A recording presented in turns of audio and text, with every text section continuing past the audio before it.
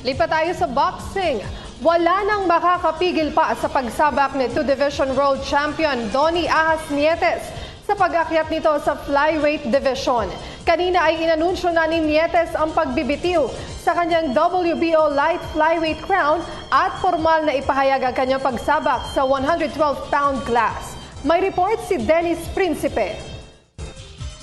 Handa na si Donnie Ahas Nietes sa kanyang asam ng salakay ng mas mabigat na flyweight division sa susunod na laban nito. Ayon kay Ala Boxing Gym Chief Trainer Edito Villamor, wala na makakapigil pa sa asam ni Nietes na subukan ang umakyat sa isa pang dibisyon at kunin ang ikatlong division world title. Sasagupay ni Nietes sa susunod na buwan si former world champion Edgar Sosa ng Mexico sa isang 12-round title bout. Yun naman ang niya, plano kung anong gusto niya, suportahan na namin kung anong gusto talaga niya. Kahit na bitawan na yung title, okay lang sa kanya. Okay naman sa kanya. Ayun. Samantalang hindi naman minamaliit ni Villamor ang kakayahan ni Sosa sa kabila ng pagiging 16-year veteran ng Mexican Challenger. Ayon kay Villamor, sakto ang kilos at experience ni Sosa para masubukan ng gusto ang kahandaan ni Nietes nang pasukin ang 112-pound class.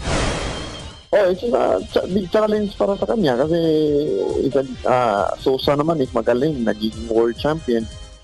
So talagang challenge niya sa 112. Kung talagang yung katawan niya is pang 112 na ba? Na-scout niyo ba yung mga huling laban ni Sosa? Oo. Anong nakita niyong medyo magiging problema ni Donnie?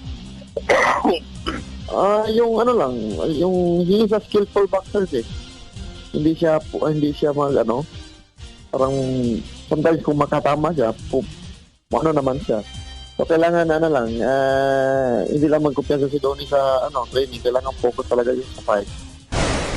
Nakataya sa Nietes-Sosa bout ang bakanting WBO Intercontinental Flyweight Crown na gaganapin naman sa September 24 sa StubHub Center, Carson City, California.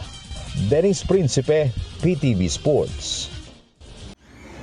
Ako po si Cathy San Gabriel. Subscribe na sa PTV YouTube channel. I-click lang po ang subscribe button.